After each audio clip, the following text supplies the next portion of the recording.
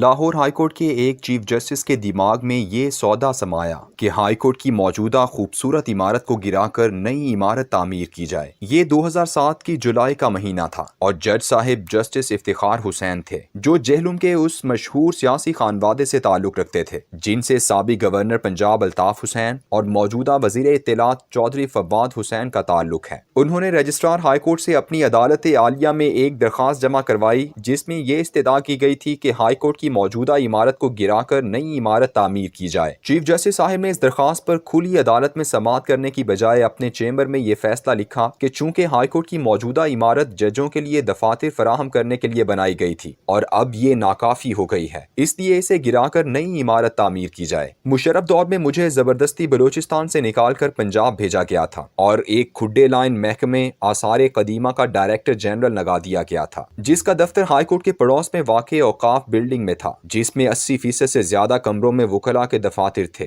فیصلہ بہت خاموشی سے ہوا تھا، لیکن اس کی خبر مجھے میرے پڑوسی الیاس کومل ایڈوکیٹ صاحب نے فوراً دے دی۔ مروجہ قانون اسپیشل پریمیسز ایکٹ 1985 کے تحت ہائی کورٹ کی عمارت ایک قومی ورثے کی حیثیت رکھتی تھی اور ڈائریکٹر جنرل آثار قدیمہ اس کے تحفظ کا ذمہ دار تھا اور اس کی اجازت کے بغیر اس میں ایک کیل بھی نہیں ٹھونکی جا سکتی تھی۔ میں نے فوراً رجسٹرار ہائی کورٹ کو خط لکھا جس میں قانون کا حوالہ دے کر تحریر کیا کہ یہ سب کچھ عالی مرتبت چیف جسٹس کے نوٹس میں لایا جائے، جس پر مجھے یہ جواب پہنچایا گیا کہ نوٹس تو ہم لیا کرتے ہیں، آپ کون ہوتے ہیں؟ اور اگلے دن سیکرٹری محکمہ تعمیرات و شاہرات کو چیمبر میں بلا کر فوراً اپنے آرڈر کی تکمیل کے لیے کہا گیا اور ملبے کی نیلامی کا اشتہار بھی دے دیا گیا۔ لاہور کے وہ لوگ جو اس کے ورثے سے محبت رکھتے تھے ان میں پریشانی کی ایک لہر دوڑ گئی۔ ادھر ملبے کا ٹھیکہ منظور ہوا اور ادھر سیکرٹری تعمیرات نے توہین عدالت کے خوف سے کانپتے ہوئے عمارت گرانے کی مشینری راتوں رات وہاں پہنچا دی۔ میں نے ورثے سے محبت کرنے والے معززین کے ہمراہ بڑے بڑے وکلاء سے رابطہ کیا کہ سپریم کورٹ میں اس فیصلے کے خلاف اپیل کے لیے وکیل بنے، لیکن کوئی راضی نہیں ہو رہا تھا۔ میں نیشنل کالج آف آرٹس کی پرنسپل فوزیہ قریشی کے ہمراہ مین بولیوارڈ گلبرگ میں واقع مرحومہ عاصمہ جہانگیر کے دفتر بھی یہی درخواست لے کر گیا۔ انہوں نے ججوں کو تو بے نقط سنائی مگر مسکرا کر ٹال دیا۔ ایسے میں موجودہ ایڈوکیٹ جنرل پنجاب جناب احمد اویس صاحب نے جرأت دکھائی اور chief justice Lahore high court کے خلاف سپریم کورٹ کا دروازہ جا کھٹکھٹایا۔ جسٹس بھگوان داس اور جسٹس خلیل الرحمان رمدے کے بینچ کے سامنے صرف ایک دلیل نے مقدمہ جیت لیا۔ احمد ادریس صاحب نے کہا کہ پاکستان کا آئین اور اس کے قوانین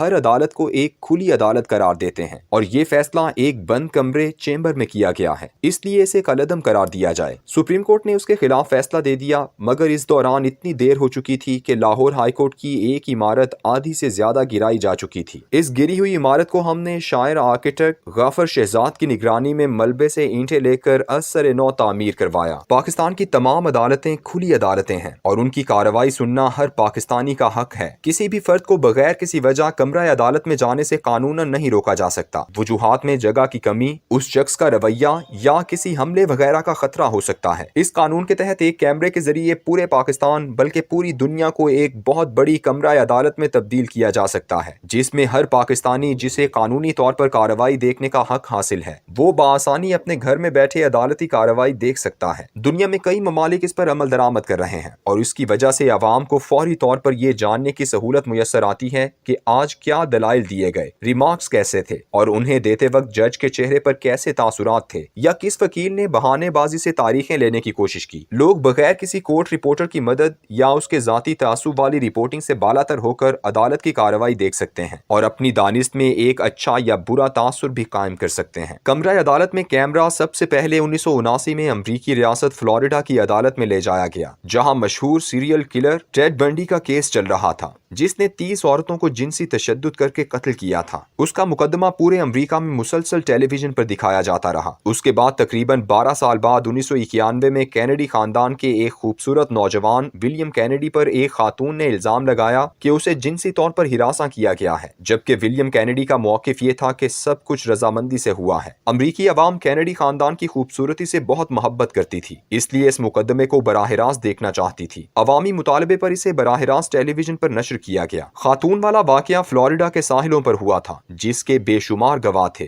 انہوں نے گواہی دی کہ دراصل خاتون ہی ولیم کو گھیر رہی تھی اور ان کی شہادتوں کی بنیاد پر ولیم کینیڈی کو باعزت بری قرار دیا گیا۔ امریکی تاریخ کا اہم ترین کیس مشہور فٹ بالر او جے سمپسن کا مقدمہ تھا، جو 1995 میں براہ راست ٹیلی ویژن پر دکھایا گیا۔ ان دنوں میں امریکہ میں تھا اور محسوس ہوتا تھا کہ لوگوں کا اس مقدمے کو دیکھنے کا شوق اس قدر شدید ہے کہ نشریات کے دوران سڑکیں ویران ہو جاتی تھیں۔ ایک اندازے کے مطابق روزانہ تقریباً 10 کروڑ لوگوں نے اس مقدمے کو دیکھا۔ برطانیہ کی عدالتیں جو 1925 سے یہ موقف رکھتی تھیں کہ عدالت میں تصویر کشی یہاں تک کہ ججوں کی پینسل کے ساتھ تصویریں بنانا بھی کمرہ عدالت میں غلط ہے، انہوں نے عوامی مطالبے پر 2009 میں کیمرے کی اجازت دے دی۔ اس کے بعد اسکاٹ لینڈ کی عدالتوں نے 2012 میں کیمرے اندر لے جا کر ریکارڈنگ کرنے کی بھی اجازت دی، لیکن اسے براہ راست نشر کرنے کے بجائے تھوڑے وقفے سے ایسا کرنے کے لیے کہا گیا تاکہ کسی وقت ایسے ناخوشگوار فکرے یا نازیبا حرکت نہ ہو جائے جسے لوگوں سے چھپانا مقصود ہو تو پھر اسے کاٹ کر نشر کیا جائے۔ اس عمل کو ٹیلی ویژن کی زبان میں براہ راست جیسا ریکارڈ کیا گیا پروگرام کہتے ہیں، جس میں چند منٹ کا بامقصد وقفہ رکھا جاتا ہے۔ پاکستان میں بے شمار ایسے مقدمے ہیں جنہیں عوام براہ راست سننا اور دیکھنا چاہتے ہیں۔ یہ مقدمے عوام کی اجتماعی زندگی سے تعلق رکھتے ہیں۔ ان مقدمات میں سب سے اہم مقدمے کرپشن کے مقدمے ہیں، جنہوں نے پاکستان کی بنیادوں کو کھوکھلا کر کے رکھ دیا ہے۔ اگر آج یہ مقدمے براہ راست دکھائے جانے لگے تو پھر کوئی سیاستدان عدالت کے حوالے سے عوام کو دھوکہ نہیں دے سکے گا۔ عوام خود فیصلہ کر سکیں گے کہ کس کے وکیل نے مجرمانہ طور پر تاریخیں لی، کون بودے قسم کے دلائل دیتا رہا اور جج کے ریمارکس کس لب و لہجے کے تھے۔ پاکستانی سیاست کو سیاستدانوں، کورٹ رپورٹروں اور تبصرہ نگاروں کی غلط بیانیوں سے نکالنے کا واحد راستہ یہ ہے کہ بڑے مقدمات براہ راست دکھائے جائیں،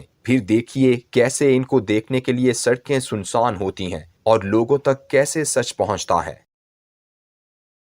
نوٹ: ایک صاحب نے اپنی عزیزہ کو جگر کا عطیہ دیا تھا لیکن محنت مزدوری کی وجہ سے خود بیمار پڑ گیا ہے۔ کوئی صاحب خیر اس نمبر پر رابطہ کر کے اس کا علاج کروا سکتا ہے۔